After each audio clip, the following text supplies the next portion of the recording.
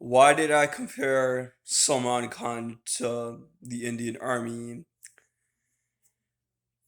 This topic was actually important a long time ago, maybe 2 or 3 years ago, probably 3 years ago in 2019, but it was probably during the summer and not the spring,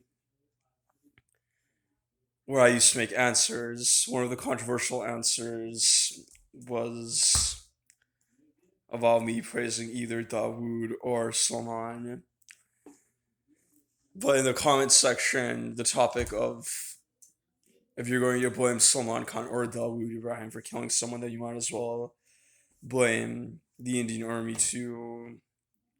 Or I think I just said military officers, not the Indian Army. Military officers meaning every military in the world. It was my comment. And I didn't do a really good job of explaining myself, even though I got the last word. And I do admit that I was trolling too, so I wasn't that serious. But now I am serious, and if I look at it from a more logical perspective and viewpoint, then the fact is that not every military deserves to be respected. Not every country's military is a good military. You Indians would not hold the military officers living in Pakistan, the military officers defending China's borders, to the same standard that you would hold an Indian officer.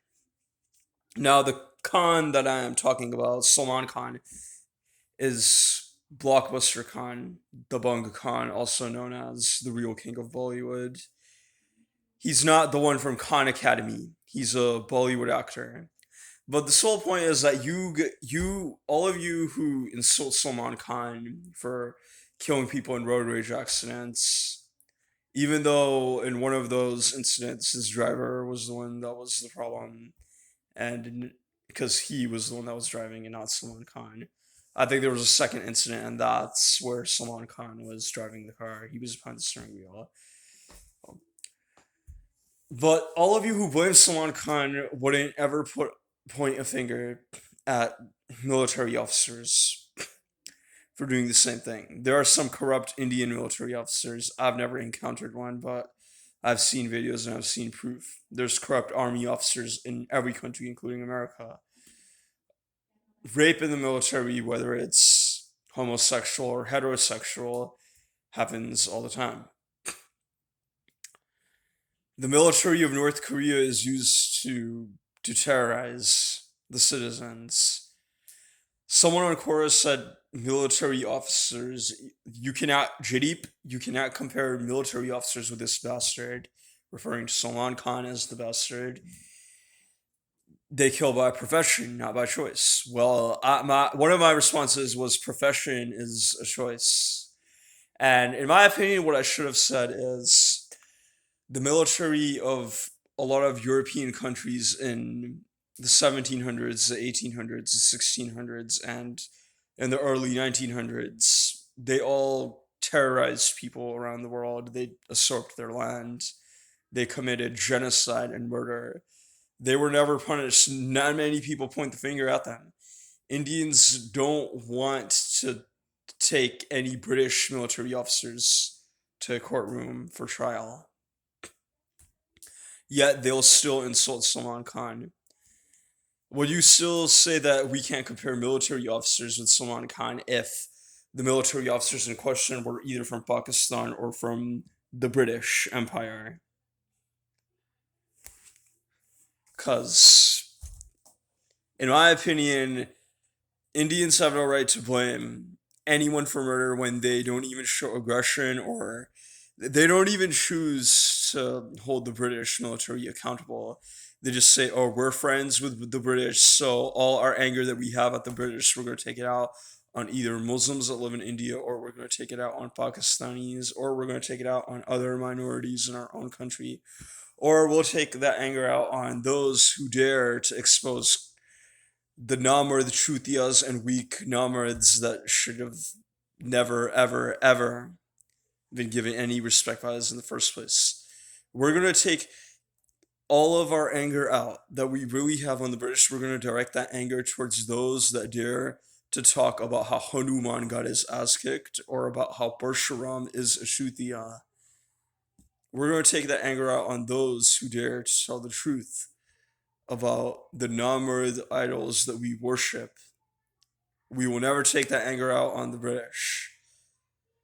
We will try Salman Khan for murder, Dawood Ibrahim for murder.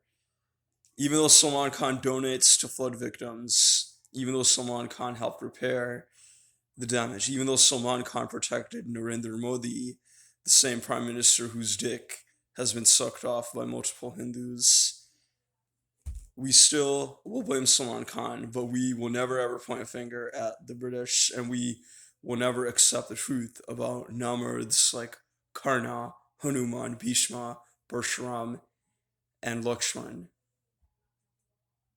because we like to live our lives like this. That's what my opinion is on all of this. That's how I see it. I think I was justified in comparing the military officers to Salman Khan. There's no problem in that opinion. The military officers are getting paid to do their job, and most of the time there's not a war. We're living in a very peaceful fucking era, no matter what anyone says about Ukraine and the coronavirus.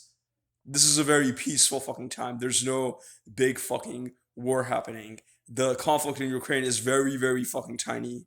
Very tiny.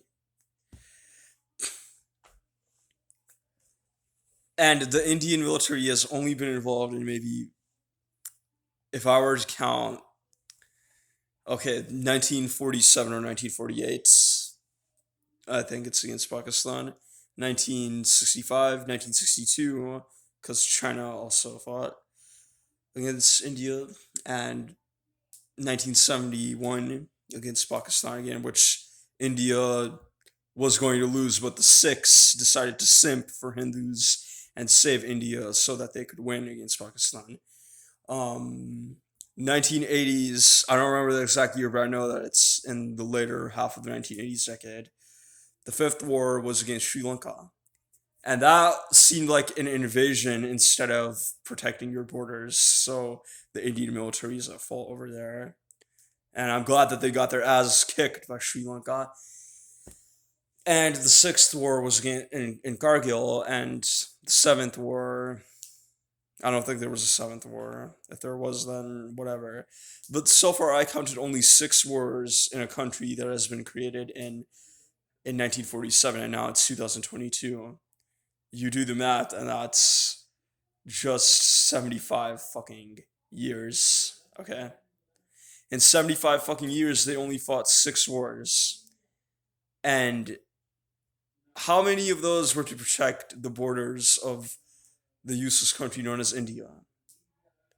As far as I know, among these wars, if we discount Sri Lanka, then that's 5 wars. But like, one of these wars was to protect the land of Bangladesh, or free Bangladesh from Pakistan's grip.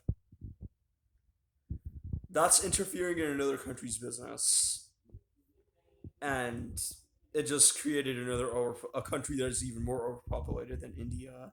Just because it has less rape rates than India, that doesn't mean that Bangladesh should be considered better. That much population is way too much in such a tiny area. But overall, only 4 of these wars were fought to protect borders. And based on the fact that they backed out of the 1962 war against China, it shows that India's military doesn't care about protecting the borders or taking back stolen lands at all.